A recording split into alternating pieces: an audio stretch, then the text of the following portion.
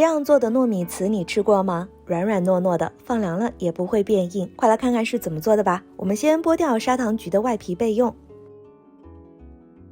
大碗当中倒入120克的糯米粉、30克的玉米淀粉、20克的白糖，最后倒入180克牛奶，搅拌均匀。搅拌到没有颗粒状，接着就放入微波炉当中，高火叮3到5分钟取出来，加入10克的黄油，搅拌均匀，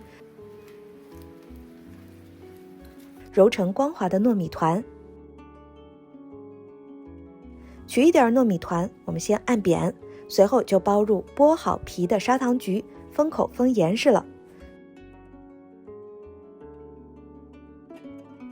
就是这样哦，是不是很简单也很好玩呢？最后呢，把它放到椰蓉里面滚上一圈，这个砂糖橘的糯米糍就做好了。想知道是什么味道吗？快收藏，做起来吧！